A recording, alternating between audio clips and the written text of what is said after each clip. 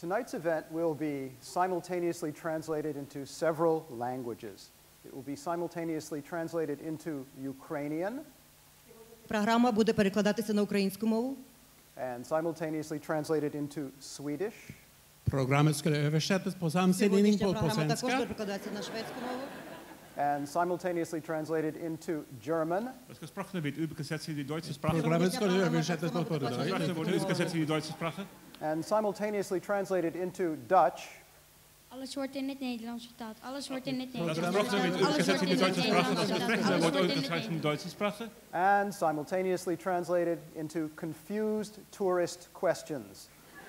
Please, I want to go to the big bands. Can Das someone gesprochene wird übergesetzt in die deutsche Sprache. Das gesprochene wird Someone übergesetzt help in die me? deutsche Sprache. Okay, thank you, translators.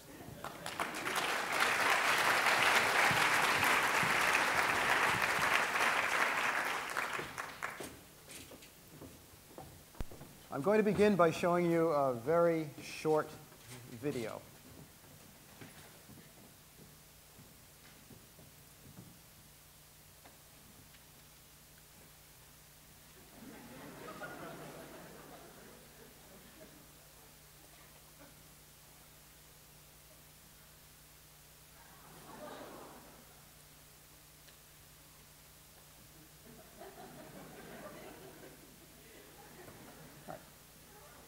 I hope you will agree that that deserves some kind of prize. And it got some kind of prize. Those are a pair of Ig Nobel Prize winners, part of a team, and in a few moments I'll explain to you what they did and possibly to some extent why.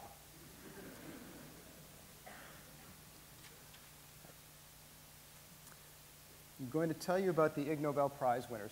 And here's what we're going to do tonight. I'm going to begin with a general explanation of the Ig Nobel Prizes and a quick look at the most recent crop of Ig Nobel Prize winners.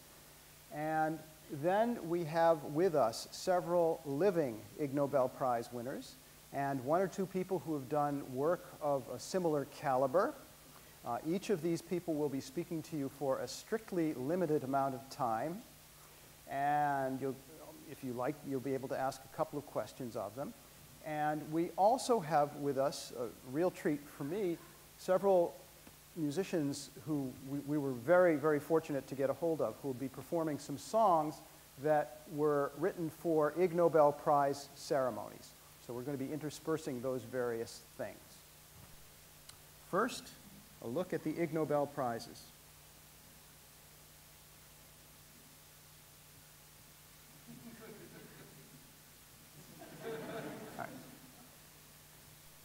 So Ig Nobel Prizes are prizes. Improbable research is research that's improbable in any sense. And it's all about this. Everything we do is about this idea. It's about things that first make people laugh and then make them think. What people think, that's up to them. We have been giving Ig Nobel Prizes since 1991. We give 10 prizes a year. This is what the Ig Nobel Prize looks like. At least this is what the most recent Ig Nobel Prize looks like. Every year we make prizes to a different design. They're handmade. What's common across all the years is they're made of extremely cheap materials. They reflect the theme of that year's ceremony. We choose a different theme every year. This past year the theme was risk, and you can, I hope, see how that relates. And the theme does not necessarily tie in with the things that win a prize that year. It's for the other stuff that we do during the ceremony, operas and various things. I'll tell you a little about that in a bit. Now, it's not easy to win an Ig Nobel Prize. If you've come before, you probably have heard me explain this, that every year we get something like 6,000, 7,000 or more new nominations for Ig Nobel Prizes. We pick only 10. And it's not just from that pool. Whatever does not win goes back into the pool. So now, after almost 20 years, the pool is enormous. It's not easy to win. About 10 to 20% of the people who send in nominations are nominating themselves. They almost never win. It's happened a few times, but it's quite rare. This is almost always a side effect of what somebody has done. We have a policy in most cases that when somebody or team is chosen to win an Ig Nobel Prize, we get in touch with them quietly and give them an opportunity to decline this honor. And I'm happy to report that most of the people who are offered the prize decide to accept. Some take a while to do it, but most do. All right, now if you are chosen, if you decide to accept, or at least not to reject, then you win a few things. You win an Ig Nobel Prize. You win a piece of paper that says you've won an Ig Nobel Prize. And the piece of paper is signed by several Nobel laureates, so it's a nice piece of paper. And you win an invitation to come to the Ig Nobel Prize ceremony, which is held in this building. This is Sanders Theater. It's on the campus of Harvard University in the U.S. It's the largest and oldest meeting place at Harvard. It fits 1,100 people, a little more actually. It's also by far the most dignified meeting place at Harvard, except on Ig Nobel night. As a winner, when you come in that night, you look around, you see it's filled with people, and they're dressed, some of them in unusual ways, and up on the stage waiting to hand you your Ig Nobel Prize, to shake your hand and hand the prize to you, are some Nobel Prize winners. This is a photo taken at the most recent ceremony last October. This was at the end, and this shows a number of the Nobel laureates, a few of the winners, and some other people. We had 9 Nobel Prize winners on stage, which I can tell you just from a logistics point of view is a lot to manage on stage. To keep things going, this I think some of you are familiar with, you've seen it in action before. Because we have so many people who are giving speeches, we have the usual problem everyone has, that everyone goes a little bit long. And we solve that with something we call Miss Sweetie Poo. Miss Sweetie Poo is a very cute 8-year-old girl. She sits on the side of the stage, and I ask her at the beginning of the night to demonstrate what she'll do when she feels somebody has talked long enough. And usually she gives them about a minute.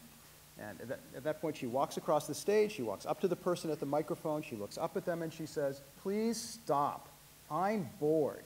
Please stop. I'm bored. Please stop. I'm bored. Please stop. I'm bored." And it works. All right, so that's the way things basically work. Here's a very quick look at the most recent Ig Nobel winners. I'm just going to give you skimpy information about them. The Veterinary Medicine Prize went to Catherine Douglas and Peter Rowlinson of Newcastle University for showing that cows who have names give more milk than cows that are nameless.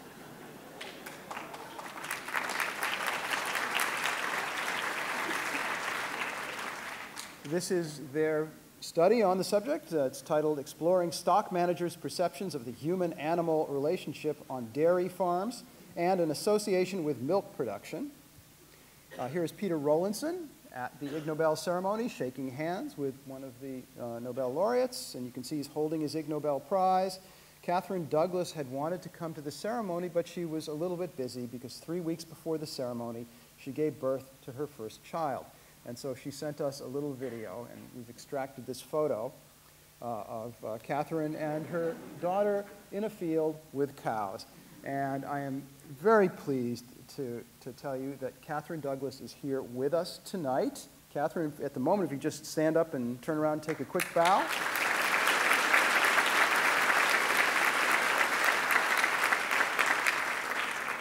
And you'll be hearing from her in just a bit. This will be her first public appearance as an Ig Nobel winner in an Ig Nobel-related setting. The Ig Nobel Peace Prize was awarded to Stefan Bolliger and his colleagues in Switzerland for determining by experiment whether it's better to be smashed over the head with a full bottle of beer or with an empty bottle. You,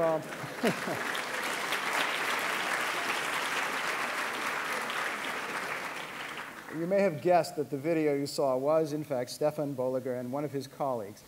This is their paper. It's called "Are Full or Empty Beer Bottles Sturdier, and Does Their Fracture Threshold Suffice to Break the Human Skull?" I urge you on all of these things, go and read a copy of the paper. I'm not giving you many details, and there are lots of details with all of these. On our website, improbable.com, we have links to a lot of these papers. If you have access to a good library, which most of you do, you might enjoy going in up to the reference librarian and asking in a loud voice for one of these papers. This is a photo from that study. This is the type of beer bottle they used. Familiar to some of you, I know.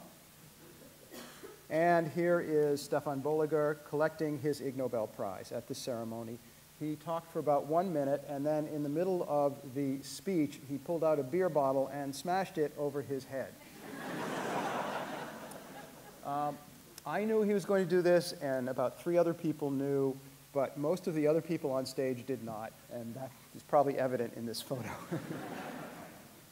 The Ig Nobel Economics Prize was awarded to the directors, executives, and auditors of 4 Icelandic banks, of Kaupthing Bank, Landsbanki, Glitnir Bank, and the Central Bank of Iceland. They were honored for demonstrating that tiny banks can be rapidly transformed into huge banks and vice versa, and for demonstrating that similar things can be done to an entire national economy.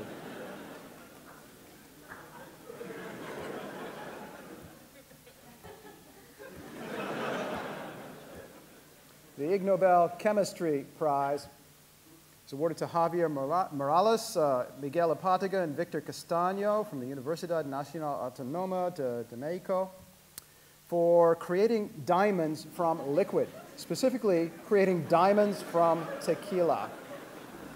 Here's their study called The Growth of Diamond Films from Tequila. By the way, they pointed out at the ceremony that it works equally well even if you use the cheapest available tequila, which they used in their experiment. And here are 2 of them delivering their acceptance speech at the Ig Nobel ceremony. They had studied up on the ceremony about what happens before they come, and they were fully aware of the existence of Miss Sweetie Poo and of her habits in the wild, and they came prepared to try to bribe her. They showed up with that huge Mexican hat, and after she started telling them to please stop, I'm bored, they plopped the hat on her head. This did not stop her. Then they pulled out a bottle of cheap tequila, and this also did not stop her. The Ig Nobel Medicine Prize was awarded to Dr. Donald Unger of California for investigating a possible cause of arthritis of the fingers by diligently cracking the knuckles of his left hand, but never cracking the knuckles of his right hand, every day for more than 60 years.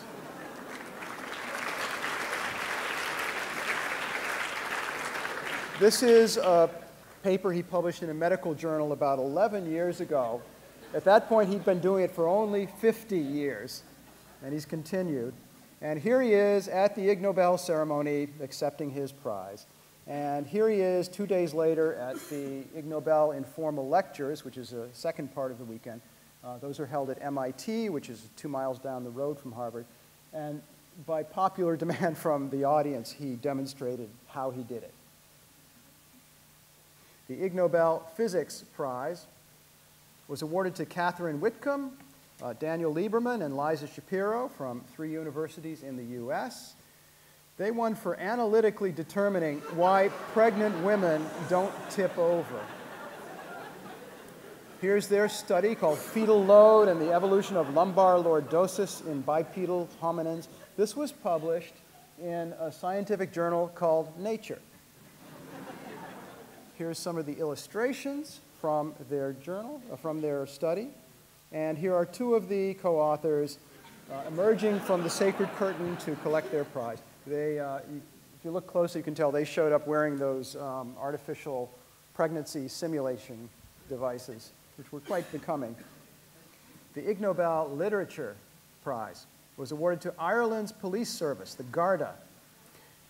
They won for writing and presenting more than 50 traffic tickets to the most frequent driving offender in the entire country, someone named Prawo Jazdy.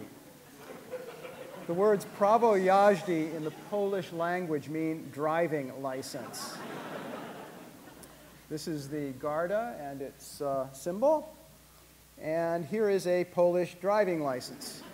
You can see pictures of the driver who owns this license, and in the upper right you can see the words Prawo jazdy. I'm going to show you another picture now of a different driver's license, owned by a different driver. Here it is. And if you look in the upper right-hand corner, you can see this also says Prawo jazdy. Now, we got in touch with the Garda. They did not reject the prize. Neither did they accept it.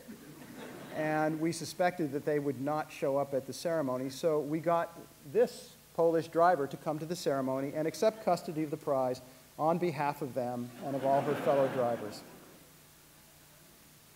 The Ig Nobel Public Health Prize was awarded to Dr. Elena Bodnar, Dr. Raphael Lee, and Sandra Marajan of Chicago for inventing a brassiere that in an emergency can be quickly converted into a pair of protective face masks, one for the brassiere wearer and one to be given to some needy bystander.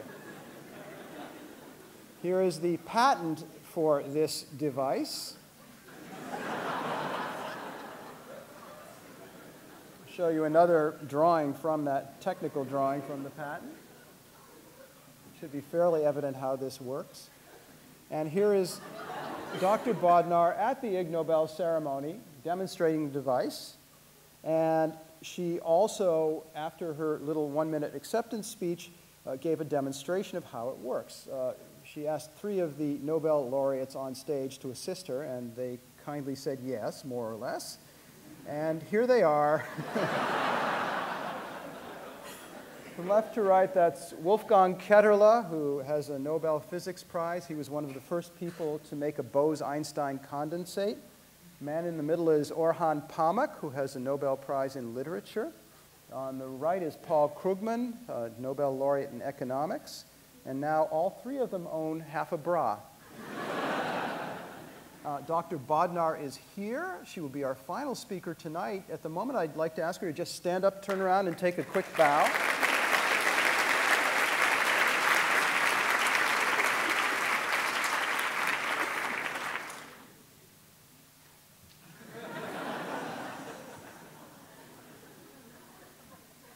The Ig Nobel Mathematics Prize was awarded to Gideon Gano, the governor of Zimbabwe's Reserve Bank, for giving people a simple, everyday way to cope with a wide range of numbers, from very small to very big numbers.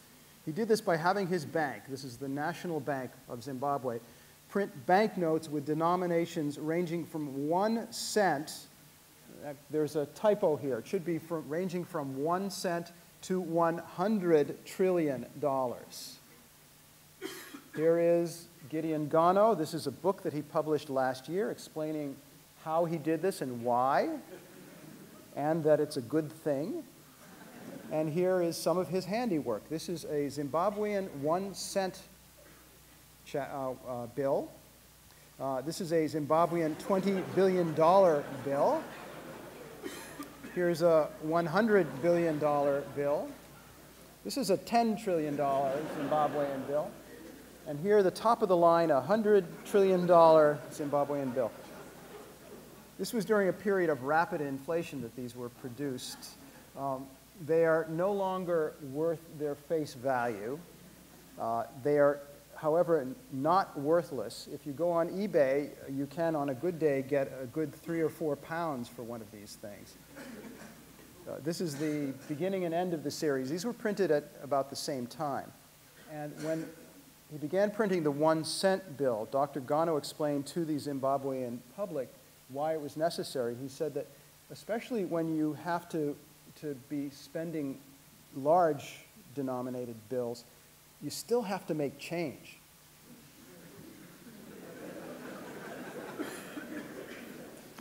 And I'd like to suggest to you that we think that this is one of the best examples, probably in history, of how it's useful, why it's useful to use logarithms.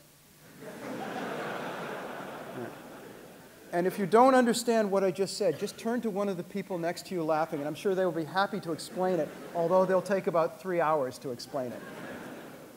And finally, the Ig Nobel Biology Prize was awarded to Fumiaki, excuse me, sorry for mangling his name. The Biology Prize was awarded to Fumiaki Taguchi and 2 colleagues based in Japan for demonstrating that kitchen refuse can be reduced more than 90% in mass by using bacteria extracted from the feces of giant pandas. Here is their study. It's called Microbial Treatment of Kitchen Refuse with Enzyme-Producing Thermophilic Bacteria from Giant Panda Feces. And here is Fumiaki Taguchi at the ceremony. He too had studied up and came prepared to meet Miss Sweetie Poo. He brought a little stuffed panda doll with which he attempted to bribe her. That didn't work either. And here's another photo taken at the end of the ceremony. We ask everyone to gather at center stage for a pointless photo opportunity. So there you can see all the winners and all the distinguished scientists. And here's another view, and you can see Miss Sweetie Poo there, proudly totting up in her head all the swag she'd collected. And very quickly, glance at some of the other things that we jam into the ceremony. Every year, many in the audience decide to come in organized groups, which we call delegations, and they usually dress up in some way that's meaningful to them, although, as you can probably see, not necessarily meaningful to others. Every year, the ceremony includes a Win a Date with a Nobel Laureate contest. Each of the 1,100 or so people who buys a ticket has a chance to win a date with a Nobel laureate, but only one wins. And the next picture shows the winner this past ceremony collecting her prize. And there she is, and her prize was Martin Chalfie, who'd won the Nobel Chemistry Prize the year before. Okay, we don't know what happened after this. Since our theme was risk this year, we had lots of things related to risk going on stage. During the entire ceremony, we had a poker game going on, and the scientists would just float in and out of the game. We also had an opera on the topic of risk. It was the Big Bank Opera, and it was about a couple of bankers in New York before, during, and after the collapse of the banking excitement of the past few years. Here are some pictures from that. That's Maria Ferrante, who you will be seeing and hearing in a bit, and we're going to finish up the evening later on with one of the arias from that opera. That's Benoit Mandelbrot, the inventor of fractals that she's singing to. And here's another of the lead singers who plopped himself into the middle of the poker game. And this was a climactic moment of the opera. All right, that's a quick look at the Ig Nobel Prizes. We are going to, in a few moments, start meeting our speakers. Before that, we're going to have the first of our songs. We're going to have 4 songs tonight.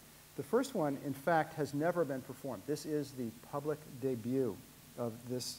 Oh, nope, that's later on, right? This is not the public debut. It's been performed one time before at an Ig Nobel ceremony about 7 or 8 years ago. This was the year our theme was jargon.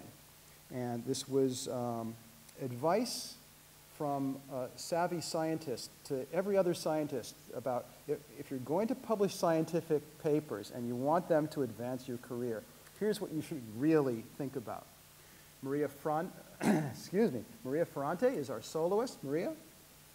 And Daniel Gillingwater is going to accompany her.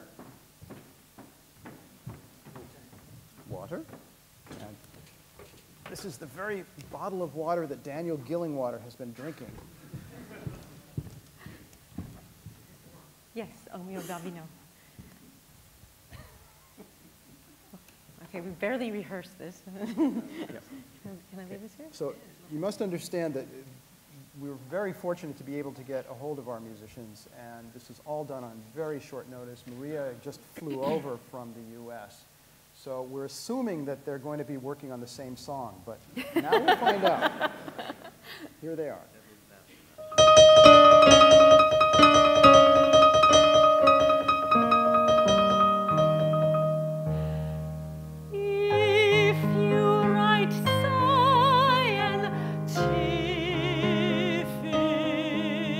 Paper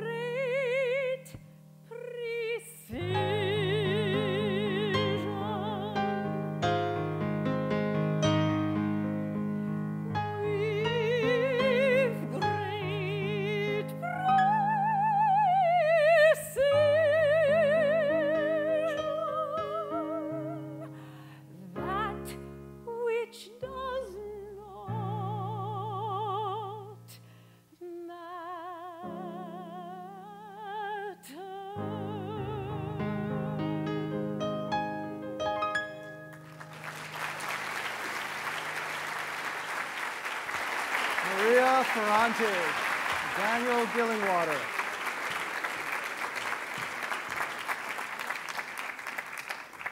In case you're wondering, yes, they were working on the same song.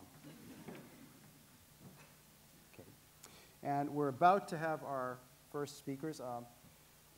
We do have a timekeeping mechanism here, and I believe it's a splendid one. We've just assembled it. We haven't really had much chance to test it, but now we'll give it a go.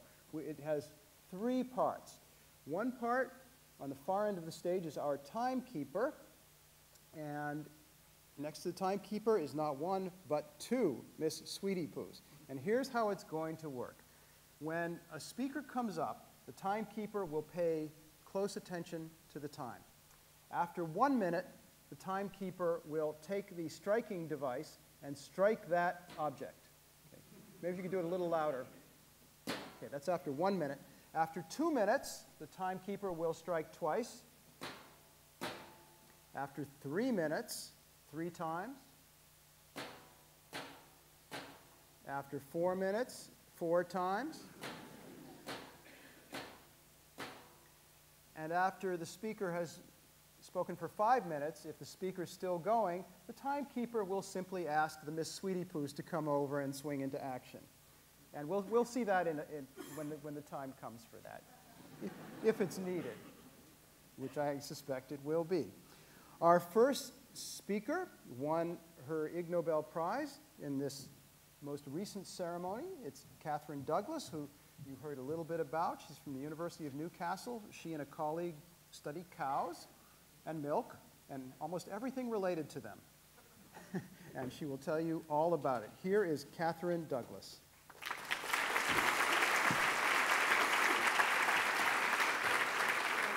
Which is forward and which is back? Left and right.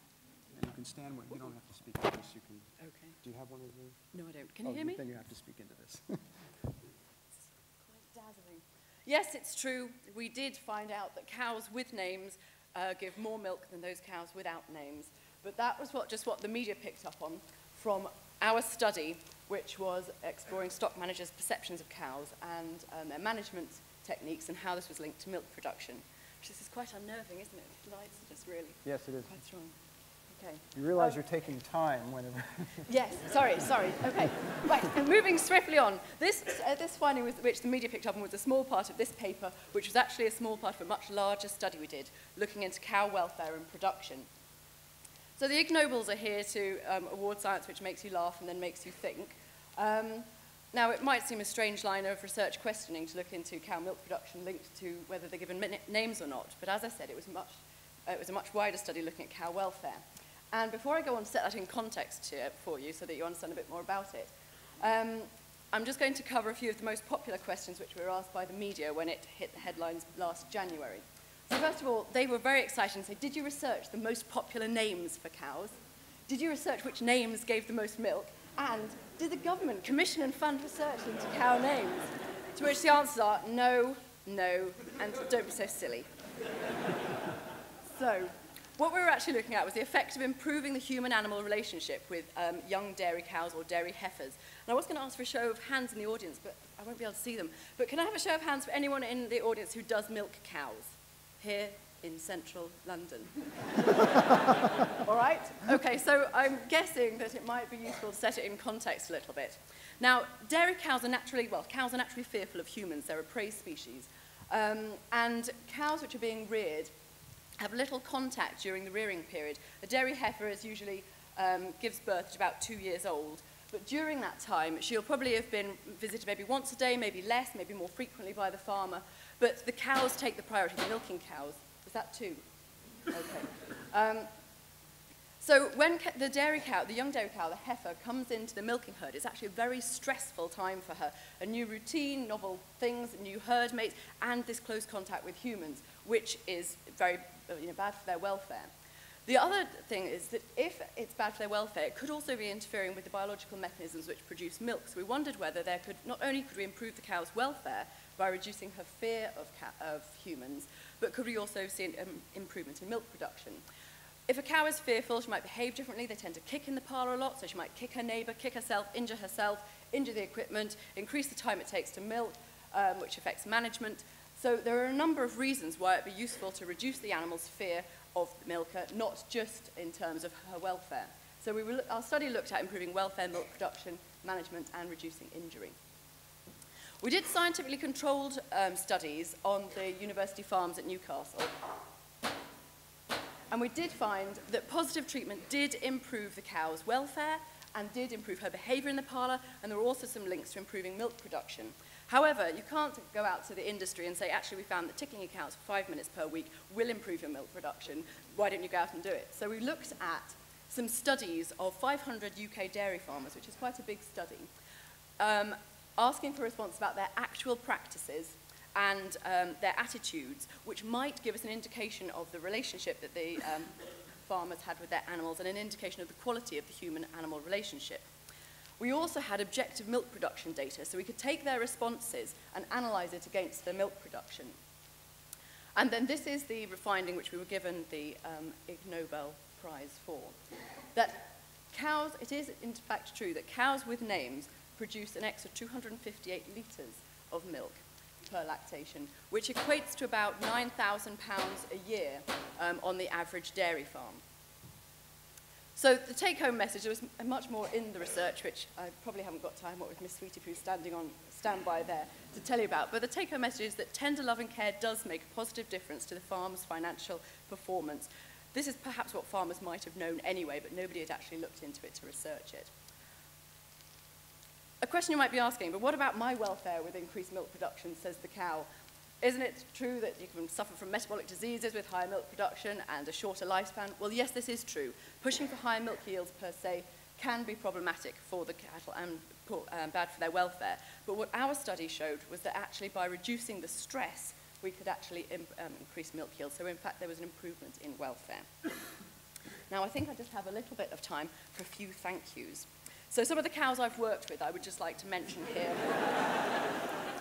One of my dear friends, Tina, who inspired the work, Wendy as well, she sadly is missed, Purslane, Flower, Erica, Sylvia, Flora, Hattie. Please stop, I'm bored. Please stop, I'm bored. Please stop, I'm bored. Please stop, all right, okay, thank you. Please thank stop. You. Okay, I've stopped. Please stop. I've stopped.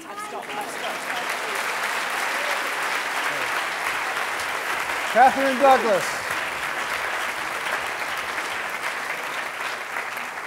We have time for just 2 questions for each speaker from different people, please. So if you have a question, just raise your arm. It's hard for us up here to see into the darkened area, so really wave your arm like this.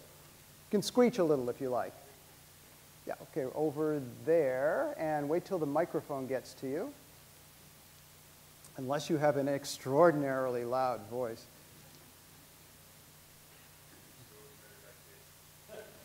And if, was that his name? Extraordinary like this. Is the mic on? Great. Yep. Okay. Does the milk produced by cows with names is it more nutritious than the other milk? You know what? I was going to say I don't think we researched that, but we did look into the protein and butterfat content of them as well when we analysed all the responses. So I think I can safely say no, it wasn't statistically significant. Next question.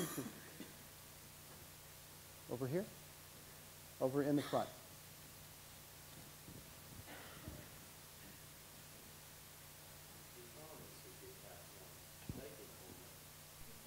If you could repeat the question. Do farmers who give cows names give more milk?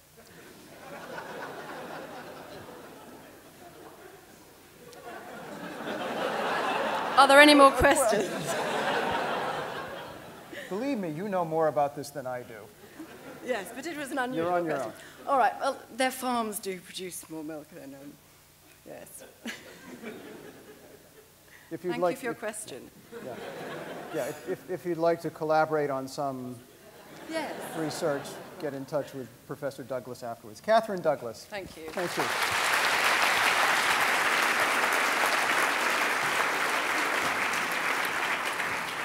Our next speaker is not an Ig Nobel Prize winner, but he's done quite a lot of work that is in that same quality range. Dr. Erwin Campagne has joined us today from Rotterdam in the Netherlands. He's a scholar of overlooked research. He was here last year. He dug up quite a few things that had been unknown to the world for a long time. And he didn't stop looking then. He's got a whole new trove, and he's going to tell us about it. Here is Erwin Campagne.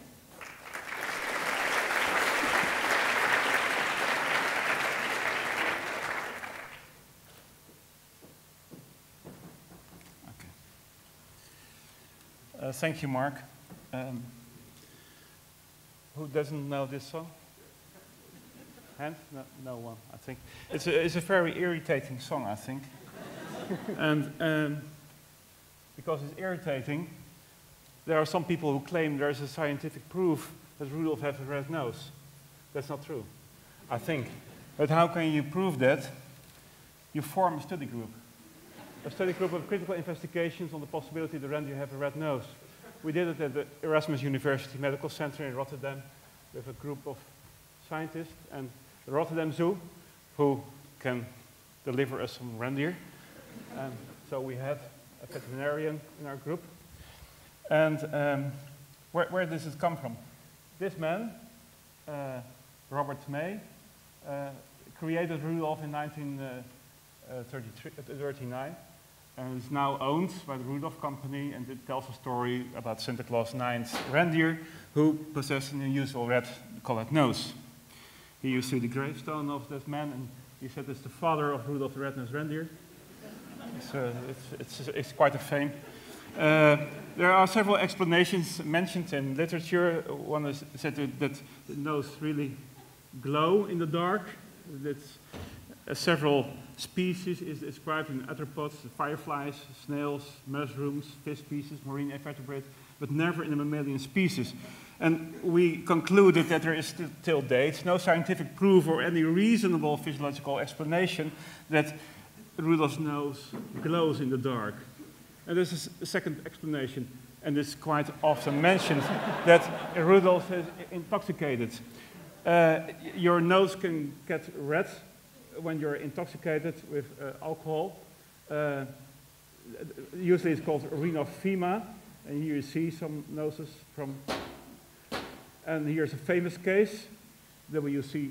Field, who said, always carry a flagon of whiskey in case of snake bites. I don't understand that, but he has a red nose. And happily, there is a paper in the Plastic and Reconstructive Surgery of 2004, and they mentioned that alcohol-induced is often linked, but they compared it with the general population in Scotland, and there's no proof of that. Another explanation is that there are parasites in the parasitic infection in the respiratory system. But there are two subspecies. There's a subspecies in Norway and a subspecies in Alaska. And Rudolph is an example to subspecies in Alaska. And the research is done in subspecies in Norway, so we can delete that explanation. They say that it has a common gold. But there are some researchers in Russia, and they said the blood serum of reindeer does not virtually contain any antibodies to respiratory viruses. So do some own research. We have experience with humans, but not with other mammal species. So we go looking for a mammal with an easy-to-access nose. So we found a rhinoceros, and we did some measurements in that. And we took some measurements in the nose of a rhinoceros, and then reindeer. Happily, the antlers had to be sawn off, and so we did all measurements in the nose of a reindeer. We sprayed with alcohol and nitroglycerin to see if that works. The animals are on anesthesia. They didn't experience anything. They wet with alcohol in the nose and do some measurements. And we have some pictures of that. And so we conclude there was no effect of spraying alcohol on nasal mucosa. It's going to become red. There's no effect of spraying nitroglycerin.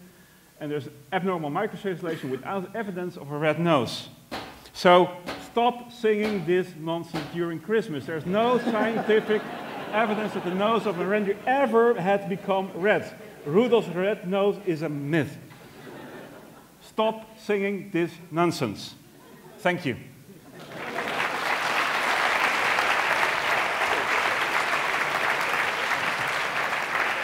Erwin Campagne. What questions do you have? And reindeer owners have precedence and priority in asking these questions. Right here.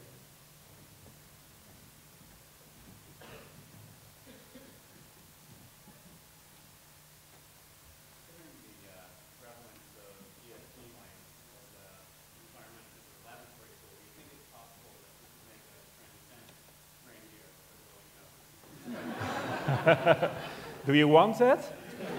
Do you want the song to be true? So we're all singing at Christmas Eve, Rudolph the Red-Nosed Reindeer? No. I don't.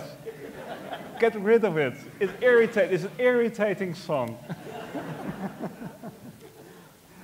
There's a question right here.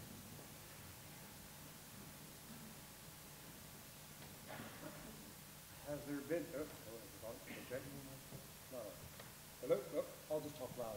Okay. Has there been any subsidiary research into whether magic hats can bring snowmen to life? That's a good question. Could you repeat the question?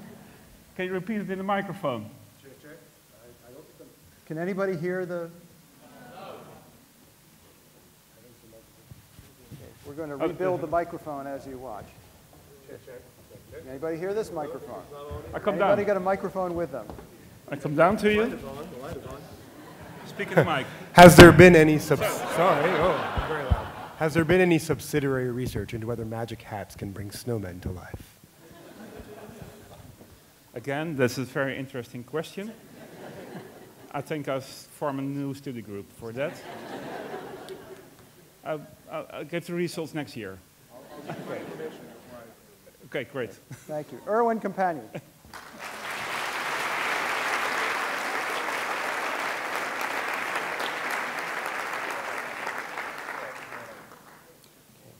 And now it's time for our next song. This is the song that I was referring to before. This is the world premiere of this short song. It's a tribute of sorts to the most famous work by the Scottish poet Robert Burns.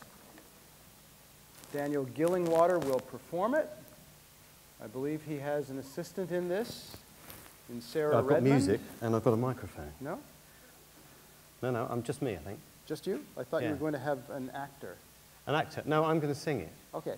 There's no actor involved with this at all. Here is Daniel Gillingwater. A one-man duet. Oh, you can hear that? All right, okay.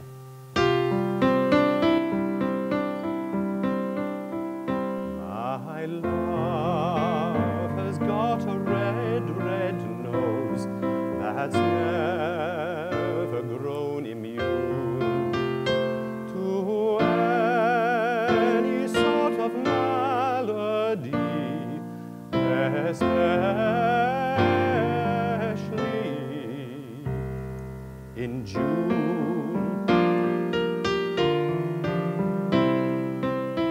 You'll soon get well, my bonny lass.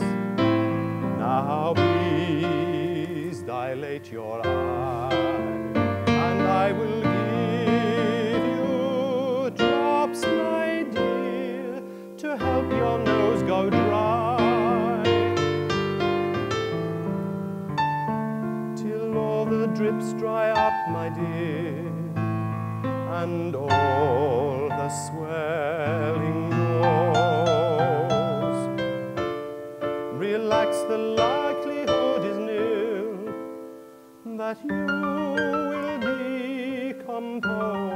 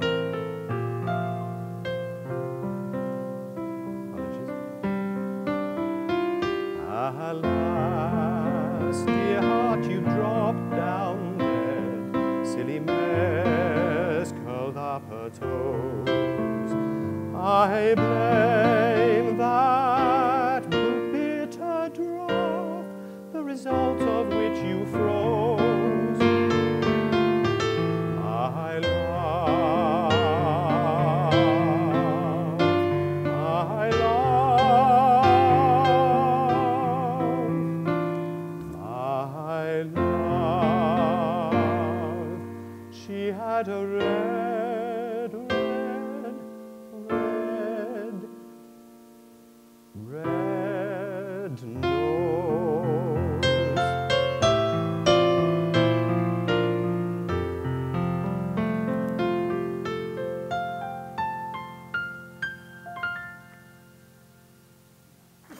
Daniel Gillingwater.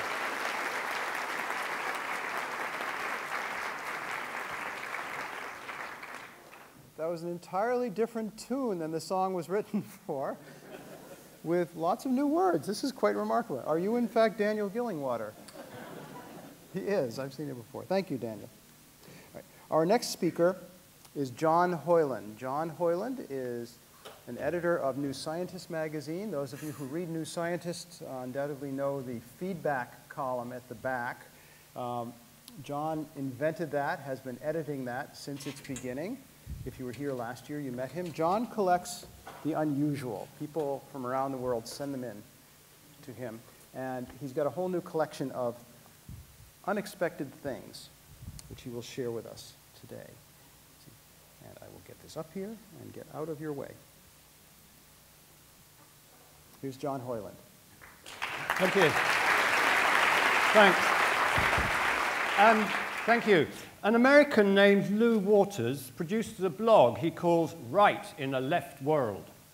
One of his postings shows a series of photos with a commentary, and it goes something like this. This series of photos tells the suffering of a poor bird shocked by his partner's fatal injury. Here he brought her food and attended her with love and compassion. He brought her more food, but was shocked to find her dead. He tried to move her. Aware that his sweetheart is dead and will never come back to him, he cried with adoring love.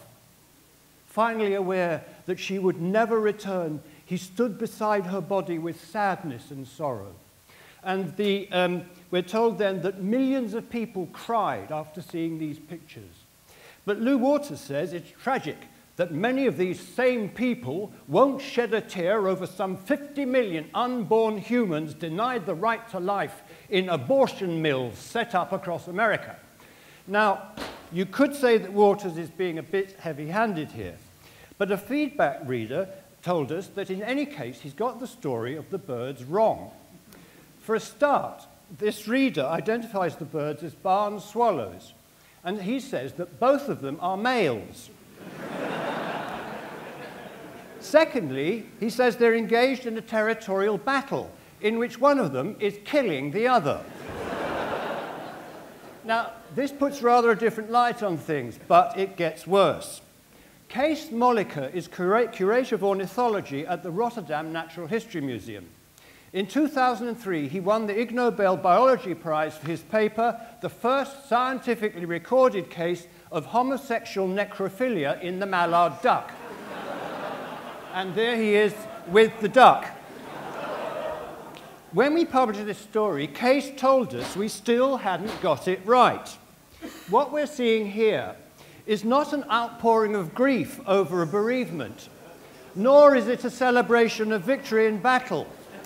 What we are seeing is the bird that is alive is having sex with the bird that is dead. It's another case of necrophilia.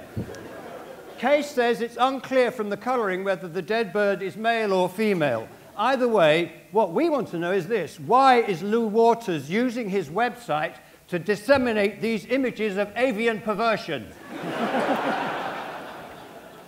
Now, that story was generated by a reader, like most of the material, in feedback. And I'd like to tell you a couple of other things that readers have alerted us to. The first is about a packet of lacto-free milk, which says, if drinking milk causes you symptoms such as nausea, stomach cramps, bloating, gas, and diarrhea, this may be caused by lactose in the milk and could mean that you are lactose intolerant. And then it says, we'd love to hear about your lactose intolerance experiences. Personally, I'd rather not, thank you. Now, another reader told us about the Live and Learn Press in America. This is an educational publisher who seems very concerned not to alienate any parents who might be creationists. Its pack about dinosaurs announces, dinosaurs, every child seems to go through a stage of loving them. We've made our dinosaurs folder to take advantage of this love. Your child will learn about these creatures, how they ate, where they lived, how we've come to know about them, and much more. There's no reference to dates, so you're free to insert your family's personal view of the age of the Earth and when the dinosaurs roamed it. Now, as well as sending us stories, the readers also send us pictures, and here are some recent ones we've liked. This is a building that can't make up its mind. And here is a car park that can't make up its mind.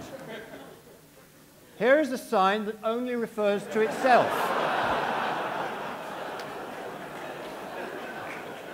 And here's a sign that's threatening itself.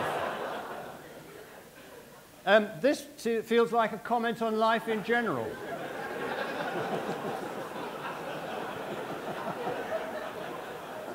And this is a place where it's not a good idea to have an emergency.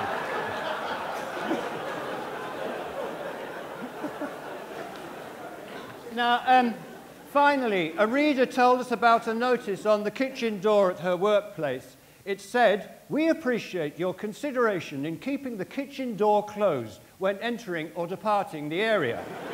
And we don't have a photo of that, but we do have a cartoon. Thank you very much. Thank you.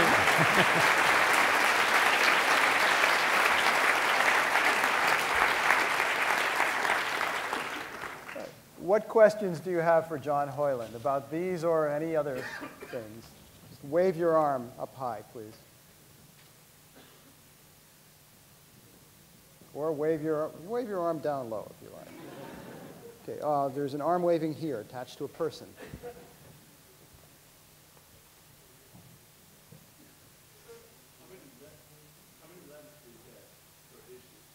If you could repeat that. Yes, the question is how many letters or how many contributions do we get per issue? And it's, I mean, I run about sort of 5, 6, 7 items each week, but I get sent at least 100 a week, a lot, you know, which is great. And I mean, and they're terrific. I mean, there are these people out there who really sort of seem to regard themselves as feedback reporters, and they go around and they see stuff and they tell us about it, and it's very nice. Okay, one more question. I'm tempted to ask the man in the back who's stretching like this, but I think you're just stretching. No, he's actually, there is a hand there. Oh, okay. Hi. Are there any other species, animal species, that have been known to experience homicidal necrophilia? I don't know about homosexual necrophilia. Mark, you remember better from... Case Moliker, since he won the prize and got a lot of publicity, he's become the central collecting point for all biologists who see things like that. And he said yes. Quite a few. Yeah. He will probably be here next year, and you can, if you would ask that question again, I bet you'll get a good answer. Squirrels were one, I remember. Yeah. Okay, John Hoyland, thank you very much. Thank you.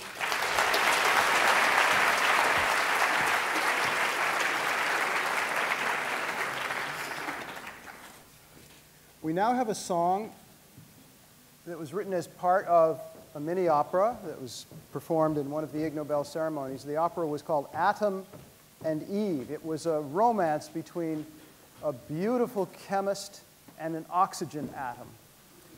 We're going to hear one of the pieces from that opera. This is one of the most dramatic moments in the opera. It's when the chemist, looking into her microscope, first glances at the object of her affections, that little atom, the oxygen atom. Here is Sarah Redmond, accompanied by Dan Gillingwater, doing this piece. Radio mics. They're wearing them like this season. Poor wandering one, look at this oxygen atom. See him attract, see me react, see my heart run. Could we combine, or would such love be forbidden? Such different scales,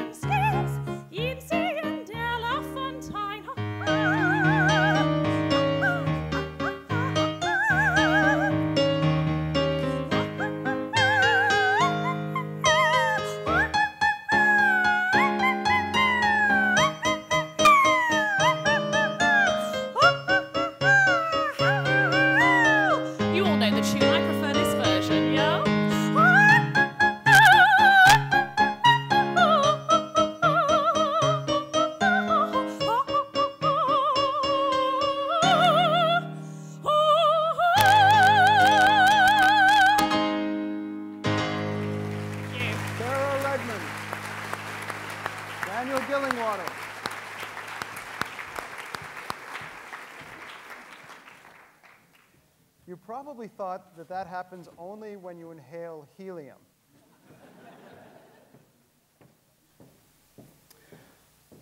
Our next speaker is Dan Meyer. Dan Meyer shared the 2007 Ig Nobel Medicine Prize. He's here to talk a little about that, but mostly about some research that experience has led him to undertake and some discoveries he's made. Here is Dan Meyer.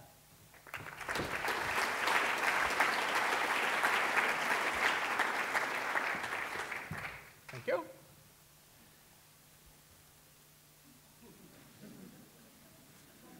Today I'm going to speak a little bit on sword swallowing to knife eating.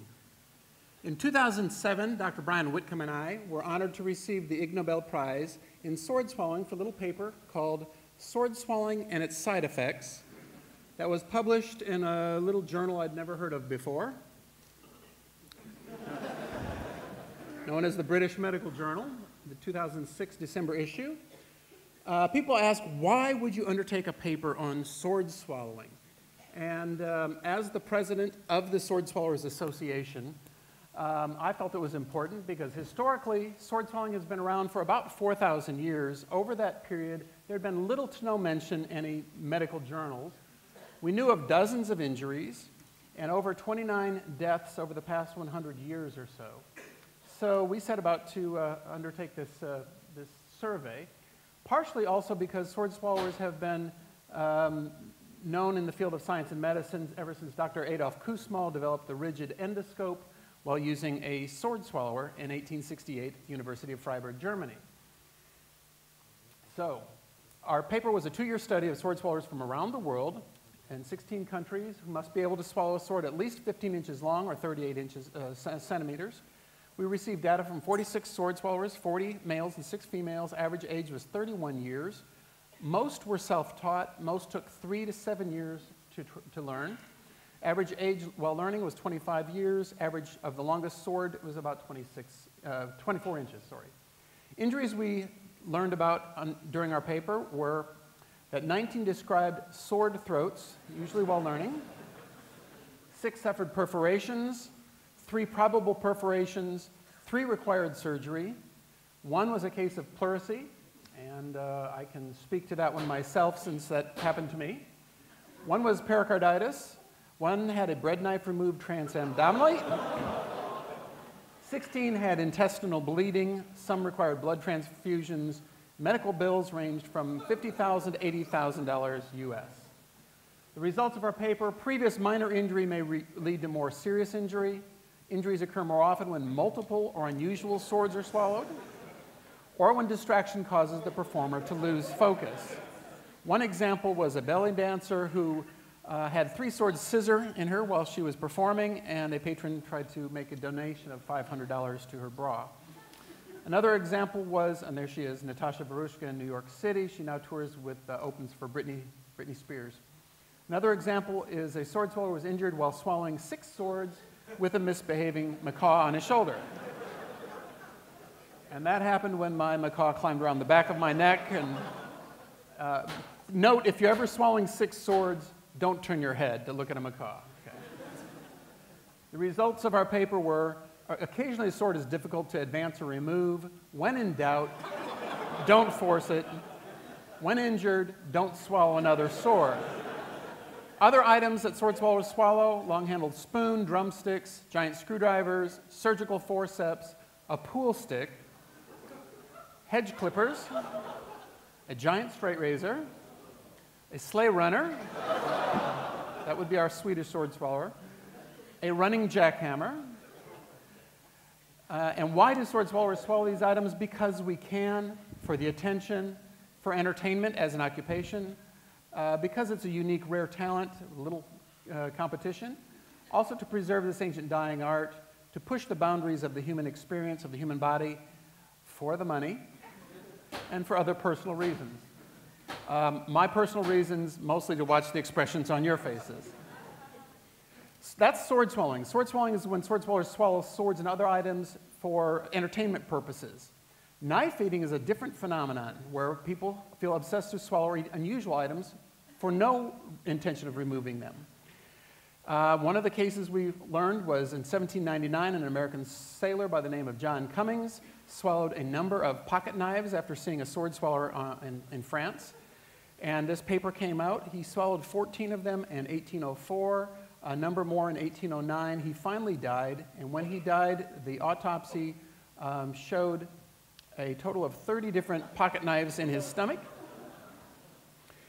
Knife eating was quite common in the 1600s. You had a very, very famous London resident who may never have happened to live here in London or become famous if it hadn't been for a knife eater, and that's Handel, whose father was a surgeon, removed a knife from a knife eater in Hull, Germany in 1672. What is knife eating? It's actually a medical condition called pica, where people swallow unusual items. I'm in trouble.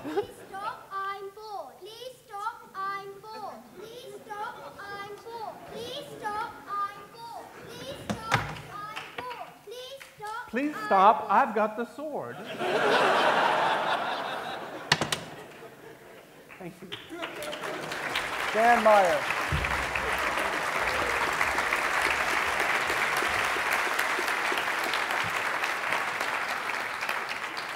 And a hand for the Miss Sweetie Poos. If you would take a bow.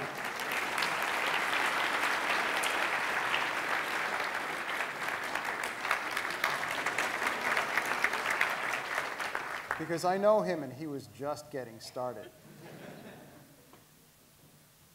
Would you like a demonstration of some of this, perhaps? Yeah? Dan, would you mind? Okay, sure. Show of hands, how many of you were here last year? A few. You were daring enough to come back. That's good. Show of hands, how many of you were not here last year? That's quite a few. All right. How many of you have never seen a real live sword swallower up close and in person before? Oh, this is your lucky night. What I'm going to do right now is swallow this little sword here. This one will go down to about the center of my chest. I think we've got better lighting right here, so I'll maybe do it right here. Is there anybody who believes sword swallowing is fake? It's just a trick or a gimmick? Any skeptics? One lady over here. Okay. I'll swallow this. Watch my fingers. Watch the blade. Watch everything carefully. See if you can figure out what the trick is. Okay?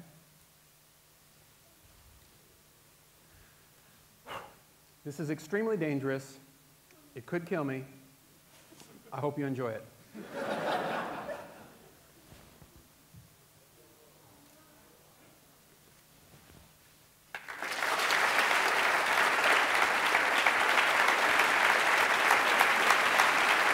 Now, for the skeptic here, do you believe this is a real sword?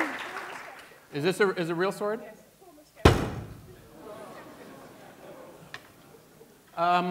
Actually, former skeptic, she said yes. One of the items on the list of unusual items, the hedge clippers. If you don't believe this is a real hedge clippers, just hold up one finger. We'll make this kind of quick here. They're already groaning. Don't try this at home. Your father will get really upset if you use his tools.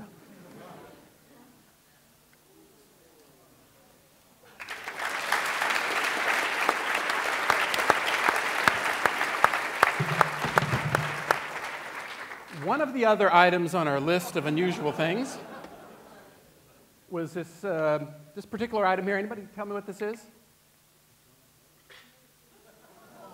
Now can anybody tell me what this is? A giant straight razor, like used for shaving cows, maybe, or reindeer. This has got about a 15-inch long blade. I need to lick it to lubricate the blade. Just make sure I lick the right side. If I lick the other side, I get this really big smile.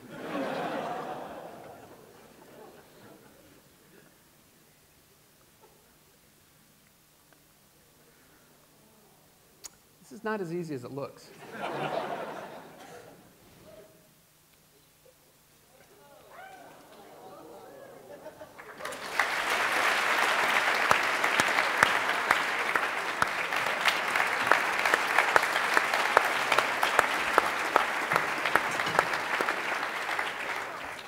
I'll go one more, just a little bit longer. for the skeptic over here with the hand over her mouth. Sorry, former skeptic. This is about an 18-inch long blade. How many of you would like to know where the blade really goes? Here. It's really rather gross and disgusting to describe in detail, but I'll try. What happens with the blade, do we have anybody in the medical community here? Any doctors, nurses, EMTs, brain surgeons? Oh, yes, doctor right here, Dr. Irwin. In medical terms, what I'm about to do is I will insert the blade into my oral cavity, get to the back of the throat, repress the gag reflex in the back of the throat. And this generally takes most people 6 months to 9 months or 2 years to learn to get past the gag reflex. Then find the right alignment, slide the blade down my upper esophagus, through the hyoidal ring up here, go behind the promenutial laryngeum, the Adam's apple, the little piece of cartilage that protects your voice box, your larynx right here. Go down through the upper esophageal sphincter, the crico-upper esophageal sphincter. At this point, the blade can go in one of two different directions. It can either go down my esophagus and into my stomach, or down my trachea, or my bronchial tubes into my lungs. In my case, I really hope it goes down the esophagus and into the stomach. So what I have to do is I have to flip my epiglottis at this point, slide it down my esophagus. It'll go down between my lungs into the thoracic chamber. When it gets to about the center of my chest, it'll run into an organ there, which the esophagus kind of curls around this organ. And so that is the cardiac muscle of the heart. So what I have to do is nudge my heart to the left, okay? And the blade will be leaning on the heart. So watch very carefully, watch the blade, you can see the blade beat with my heart, okay? And that's not something you can fake. At this point, I slide the blade past my sternum, my breastbone, through the diaphragm, relax the lower esophageal sphincter, repress the 22 pairs of muscles known as the peristalsis reflex, the swallowing reflex, slide it down into the stomach, past the liver and kidneys, to the bottom of the stomach, all the way down to the duodenum or duodenum. If I go further than that, all the way down to my fallopian tubes. Do you believe that part? That's in medical terms. In plain old common English, for the rest of you folks, I'm going to ram about 2 feet of cold hard steel down my gullet to tickle the bottom of my tummy. Now I'm going to try this one just to prove there's no buttons or tricks or curl up or anything like that. I'm going to try this one, no hands. I'm going to need your help with this.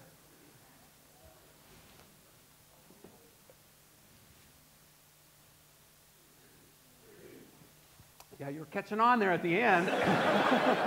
Okay, for the remedial section of the rest of the audience, when I go like this, you're supposed to count with me, okay? If you know the words. Let's practice, shall we? 1, 2, 3. No, 2. All right, you get the idea. And hopefully it won't get stuck on that chicken from dinner. 1, 2, 3.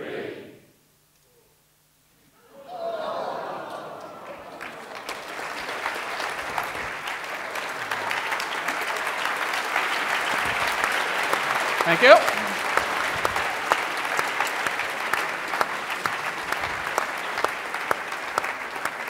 Now, for the skeptic here, I'd like you to come here and take a peek at this sword, if you could.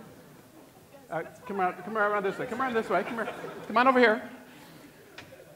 I want you to take a look at this sword. You don't want to argue with it? Take a look at that. Does that look like it's a real solid steel blade? Yes, it does. Okay. Wait. Give me this end. Okay, hang on to it. Come on up here. Come on up here. Come on up here. What is your name? I'm sorry? Heather. Heather. Okay. Heather, we're going to make a believer out of you here. If you can, that's great. Come on out here. Let's go out on the center here. Okay. Now, Heather, have you ever done this before? No. First time for everything. Now, if you can stand right there on the trap door, okay, with your feet shoulder width apart, just relax. Just relax. If you just relax. Take a deep breath. Lean your head back. What? You don't want to do it? Okay. will you do me a favor? Will you verify on behalf of all these other folks that this is a real sword? Yes, I will. Okay. Now, what I'm going to attempt right now is 3 times more dangerous than regular sword swelling, okay? 3 times more dangerous. Danger number 1. First of all, folks, I'm impaling myself. 29 people have died doing this. We have 5 to 7 injuries every year that require hospitalization. There are less than a few dozen sword swallowers left out of a world population of 6.8 billion people. That makes me 1 out of every 250 million people. So let's hope nothing goes wrong, or it'll skew the odds a little bit. So what I'm going to do is I'm going to, the way I'm going to put the sword inside of me is danger number 1. I'm going to let this heavy sword slide into my body, no hands, like this. Okay? That's danger number 1. Danger number 2, while I have the sword in my stomach, I'm going to attempt to double my body directly in half and bow at the waist, like this. Okay? Hopefully without impaling any internal organs, or that chicken. And then, for those of you who would like to have photographic proof that sword swelling really is real, get your cameras out, your cell phones. You'll have your chance of a lifetime to verify that this is really real, because I will bow and come around from this side. You can see all the way down the blade, all the way down to the pit of my stomach. Then danger number 3 is I'm going to have a total stranger here, Miss Heather.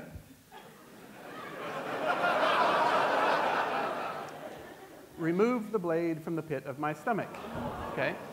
So when I come around like this, you're just going to grab the hilt and pull it straight out, okay? Now. Are you right-handed or left-handed? I'm right-handed. Okay, I was afraid that one was just glued up there or something. So when I come around like this, please do not wait. Pull it out very quickly, or my stomach can retch and it can puncture against the bottom of my stomach. So pull it out very quickly, okay? But not too fast or it can slice the sides of my throat. Okay? Just pull it out at a medium speed, but pull it straight out. Whatever you do, don't scrape it up my backbone like this. That really hurts. Just pull it straight out like this, okay? Very important, whatever you do, don't go like this. Don't go like this, okay? It's not a joystick. And whatever you do, don't push, okay? Just pull it straight over your head like this. You might not want to stand right directly under it, but pull it straight over your head, and you folks will give her a big round of applause, burst to your feet in a standing ovation, right? Okay? You think you can do this? Do we maybe have a trash bucket we can bring up here? Not for me, but for... You're terrified. Okay.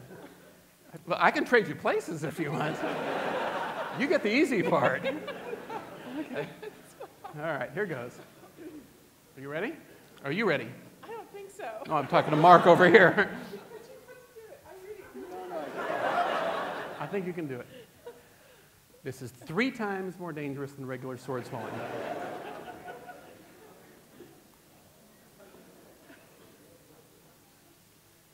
Three times more dangerous than regular sword swallowing.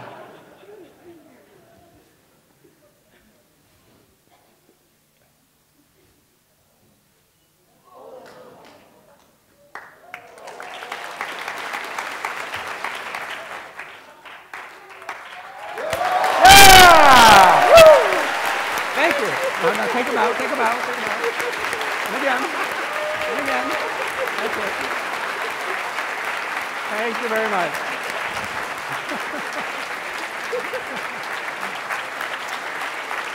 That'll teach her to be a skeptic. Stand by her. Okay, we have time for only 2 quick questions. There's one here.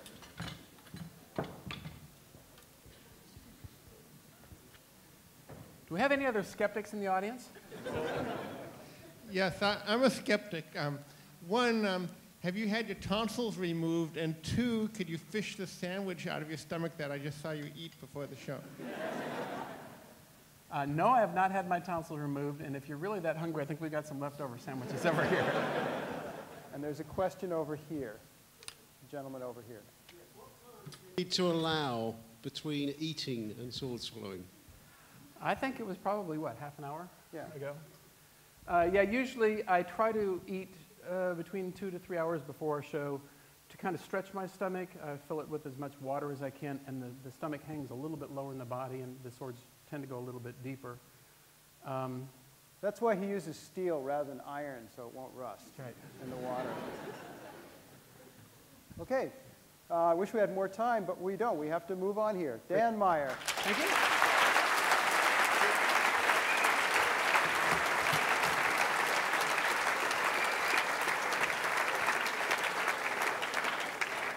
We have just two things left, our final speaker and then an aria from the most recent Ig Nobel opera. Our final speaker is Dr. Elena Bodnar. Dr. Bodnar won the Ig Nobel Public Health Prize this past year, and she will explain it to you. Dr. Bodnar.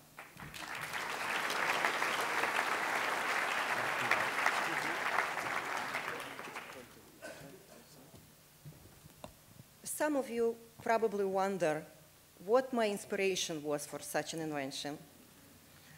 So here is a little bit of history. Here is my son. He was only 1 year old when Chernobyl hit Ukraine, and I was a young doctor then treating children from contaminated zones. While thinking about how important it was to have cheap, easy to use, and readily available, always readily available face mask for the public, I noticed my son playing with my bra, actually hiding his face in one of its cups. I thought, what could possibly be more readily available and easier to use, since my 1 year old figured out it. So I went with this idea to my husband first, of course, for some technical assistance. And I should admit that his extensive expertise on bra clasps came in handy when I was developing my first prototype. Well, today, as a director of Trauma Risk Management Research Institute in Chicago, I would like to take your attention to two main strategies on risk reduction, which is prevention and preparedness. To make it short, let's do whatever possible to do to prevent disasters. But since they're happening anyway, let's better be ready. My emergency bra mask is a garment that can be easily and quickly divided in two protective masks to escape from emergencies such as explosions, fires, terrorist attacks, and natural disasters. It prevents our airways from harmful airborne particles. It frees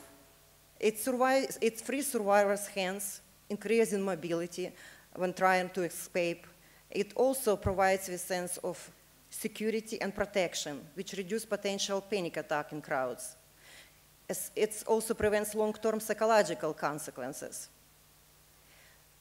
There are several design features in my emergency bra that mainly assist and increase its filtration efficiency. Some of you may think, like, why do we need it? Don't we already have specialized protective devices developed?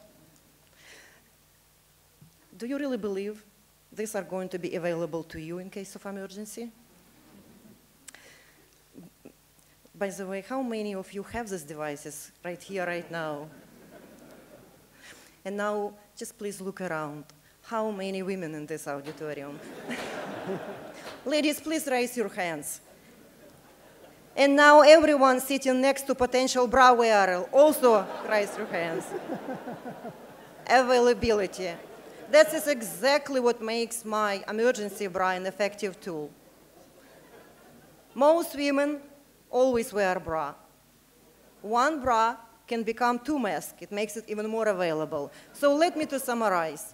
The emergency bra is an effective, economical, and always readily available personal protective device. But first and foremost, it is a beautiful piece of lingerie.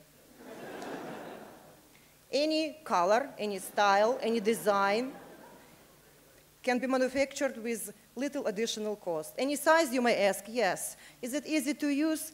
Yeah, it takes only 25 seconds for average woman to use it. 5 seconds to remove, convert, and apply her own mask. And 20 seconds to wonder who the lucky man is for her to save. And that's why I recommend ladies always apply your mask first. And do not attempt to find a man who is handsome and kind and funny. It can take a long time. And gentlemen, always be a gentleman, or at least act like one, because you never know.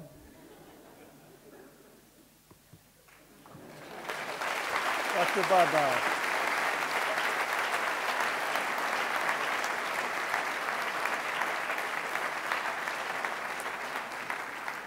I believe we have a demonstration.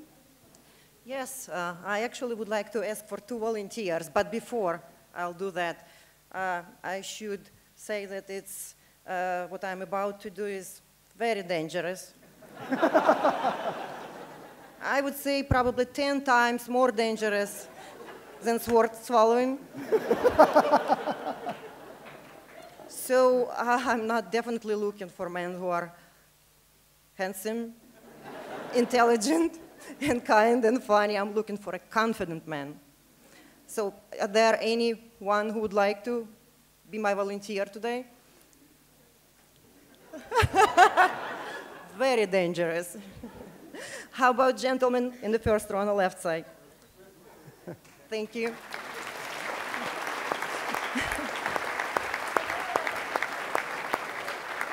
And John, you made me laughing today, so let me do something to you. And probably the most confident man I can see here. Otto, how about you?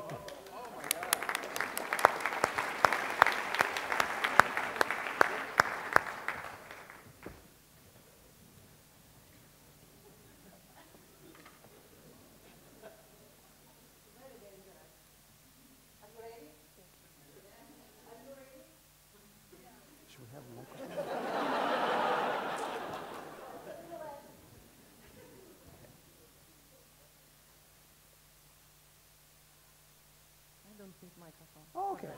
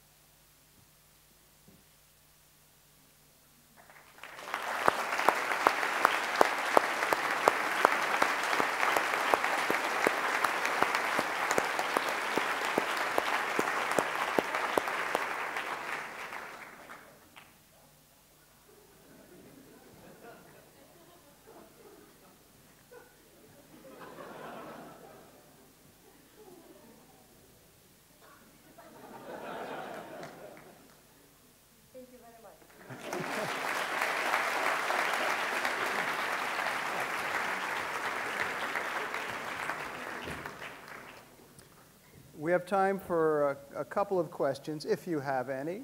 Just raise your hand and wave it, please. Okay. Over here. Hi. Oh, it works. That's great. Well, on the face of it, if you'll excuse the phrase, it seems like a laudable idea. I'm a little bit concerned that there may be some perhaps right-wing political bias and maybe even a whiff of conspiracy about it, as it's clearly kind of leaving hippies and unreconstructed feminists out in the cold, or pollution, or whatever. Would you like to comment on this? Well, isn't it wonderful that women have two breasts, not just one? Surround yourself with potential bra wearers. Support and encourage them for bra shopping, and consider it as your own life safety investment.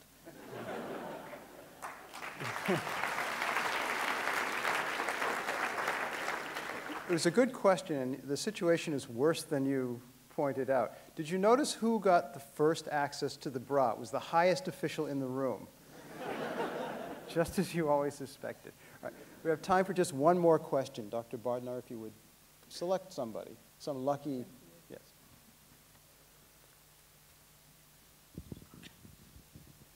Hello.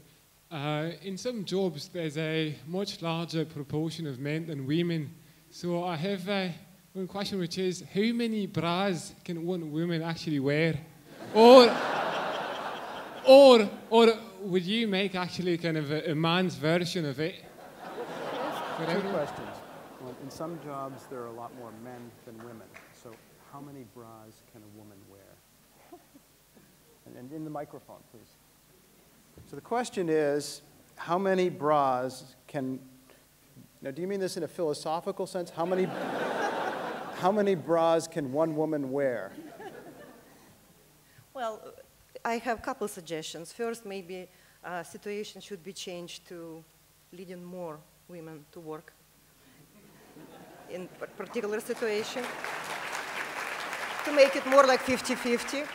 And another suggestion is we might consider to work on making one bra to be divided not in two, but more masks. So that's a good idea. And your other question, which I believe was a more personal question, was do you plan, or is it possible to make one of these bras for a man? Did you mean you specifically, or men in general? Either way. Well, I believe everything is possible. And it's only first step on the way of personal protection and preparedness. I think many more will come. Dr. Bardnar.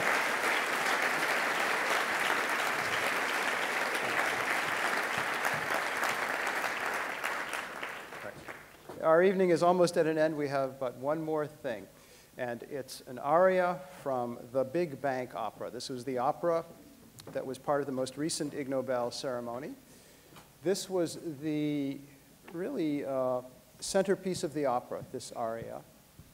The characters were two bankers, two young, attractive, aggressive investment bankers who plotted and planned to essentially take over the entire financial world. And they pretty much did, and then everything fell apart.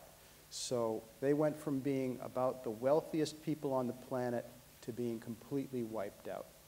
This song is one of those bankers who just a few days ago was one of the most rich, powerful, wealthy people you've ever imagined, and now has nothing. And she's gone back to this same swanky bar on Wall Street, and she's going to explain to you the whole history of the universe and the whole history of money and banking and the Big Bank and the Big Bang. Here is Maria Ferrante.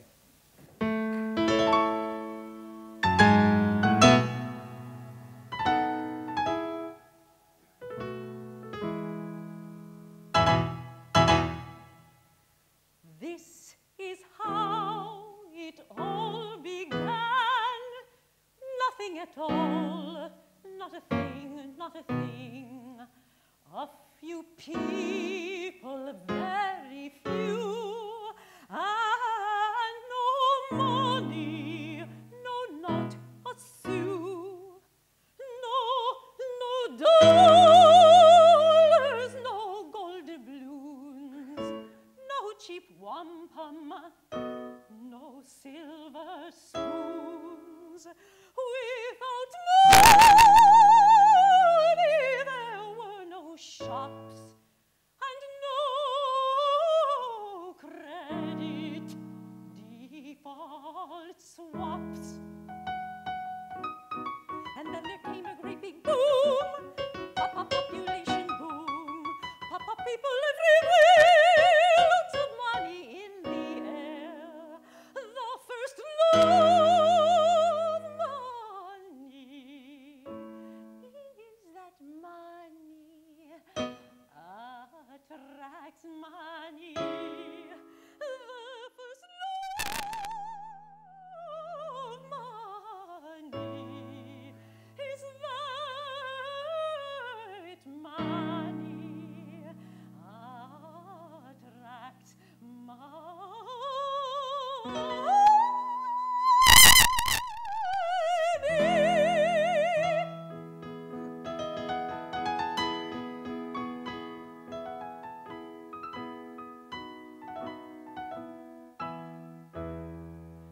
Money massed into big clumps, big swirling clumps. Money coalescing, coalescing. These clumps became big banks. These clumps became big banks. That's nature's way. That's nature's way. So the big banks grew, then took their revenue and shot it high into the sky. Shot money way up high, took money in the sky. Yes, money in the sky. Then money rained to earth, boosting the bank's net worth. It was a time of joy and mirth. Then money rained to earth.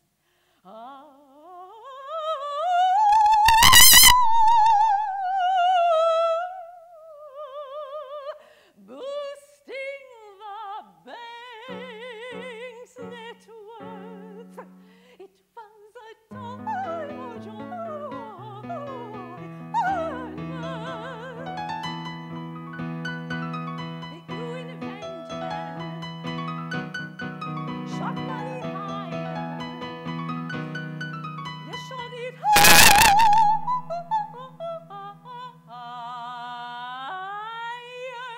Shot money into space. The money you raised, get their money into space. They aimed it not to merely leave the atmosphere. They shot some money to the moon. What could be stupider? Money to Jupiter. They shot some to Uranus too. 10 trillion bankrolls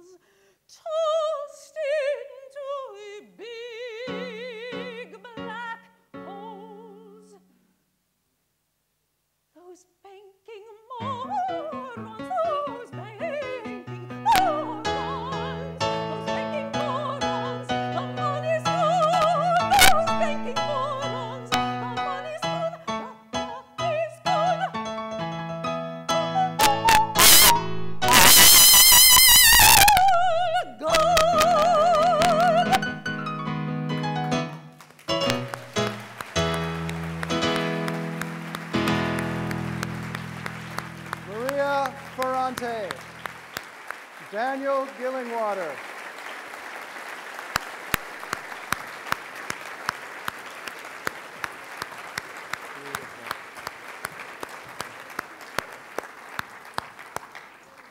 Well, that's everything we have. I would like to ask all of our speakers and our musicians to turn right around and come back up on the stage and just gather up here for another pointless photo opportunity.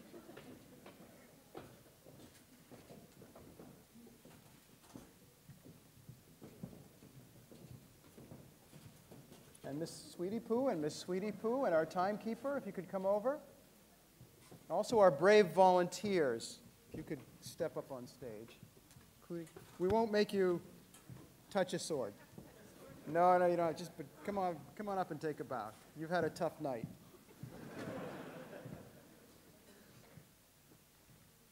Let's wait till our traumatized volunteer arrives here. Our traumatized volunteer. Ladies and gentlemen, our Ig Nobel winners, our singers, our speakers.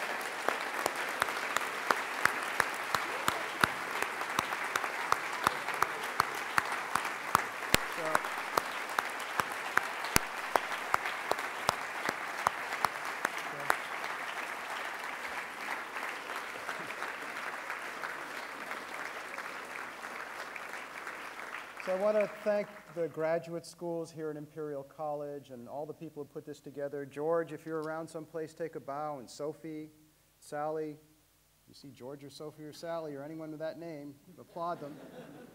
And all the AV people and the TV people. And thank you all very much for coming. If you spot somebody who you think deserves an Ig Nobel Prize, anybody up here, anybody next to you especially, let us know. And we'll see you next year. Good night. Thank you very much.